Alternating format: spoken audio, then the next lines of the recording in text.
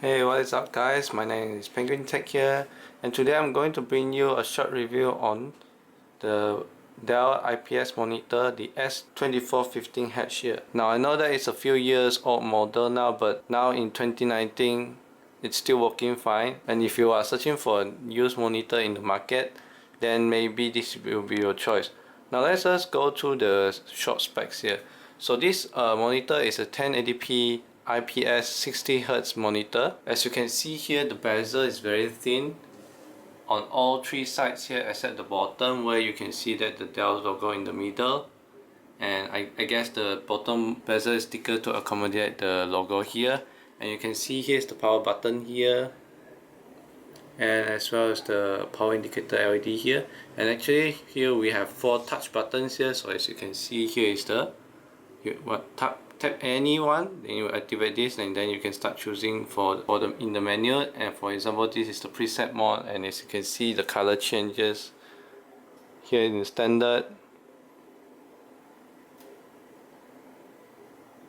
multimedia, movie, game, pepper, which is dimmer, warm, which is I guess is good for eyes, cool, and custom color. Now let me turn it back to the standard mode, and we have the sound here. Actually we will have 2 downward firing speakers here, and I believe it's a 2 or 3 watt speakers, which they actually sound just okay for normal usage, but I won't recommend it to use it. I will always recommend to use a external speaker. And you can see here is here you can change your brightness or contrast here, your input source, which it has a 1 VGA slot and 1 HDMI slot, which also support MHL. Here is the color mode. The display here is a 16:9 ratio here. The sharpness, the response time is fast. You can change it to normal. And here you can see one cool feature is that it actually shows you the energy usage here. So if you like, for example, if you turn on the brightness here, it will go up and down.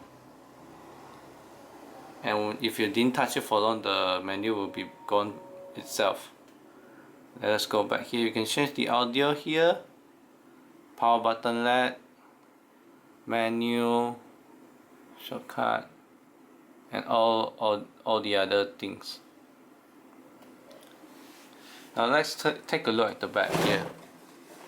So as you can see, you can't really rotate the monitor because this is fixed, and you can't shift your monitor up and down as well. But however, you can tilt forward and backward here, as you can see. And the stand is actually very sturdy as well.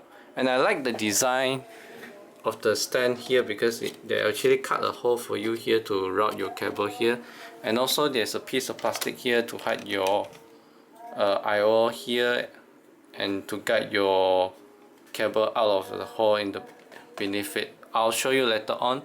And here, as you can see, it's actually quite thin, but as you can see, it's actually curves out, so it actually is thicker at the center here.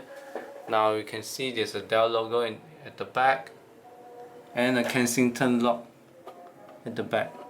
And also, if you notice here, here's a audio jack 3.5mm out here, so you can plug in your headphones or your earphones here. Now let's take a look at the other side. The same thickness here. Now let us go to the back here again. Now as you can see, we can take this back plastic off here, where you see there's a hole here to guide the cables out.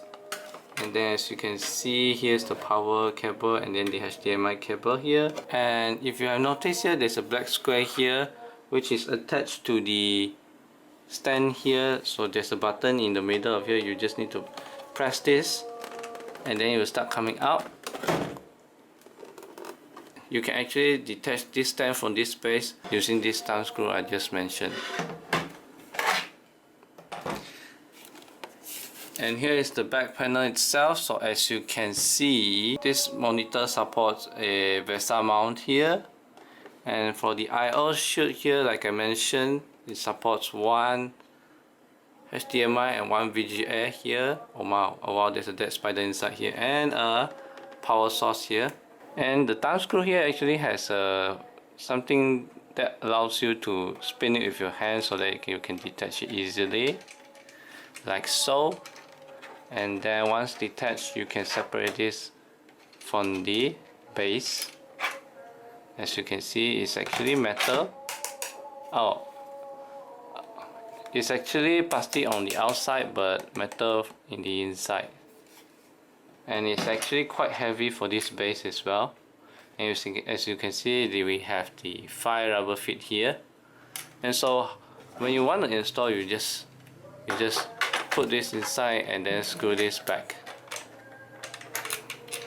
which is out. And so I would say this monitor is very easy to assemble here. So you just need to do like this, and then route your cable in here, and then slide your monitor back in, and then just connect your power source and the HDMI here, and there you have it. And so my only complaint for this monitor is that sometimes the touch panel is not sensitive at all. As you can see just now, I think in my video when I try to demonstrate this, to me, in my opinion, it has a very good color accuracy, and I use it for video editing sometimes, but I also use it for gaming. If I need the color to pop up more, then I may go inside my settings here to change the color, but I normally let it be standard mode here. And in 2019, as far as I can tell, in the used market in Malaysia here, you can get it as cheap as 350, which is actually a great deal. But I see that Dell has been introducing more and more models here that is new and then very similar in design, but about the same price as well. And given that it is IPS, the viewing angle is very good as well. And obviously, if you want to buy this monitor, this is definitely for multimedia rather than for gaming. But if for gaming, it works fine. And that's all for me, guys. Thank you for watching. Remember to like and subscribe and share my video with your friends if you find this useful. And I'll see you guys next time. Ciao!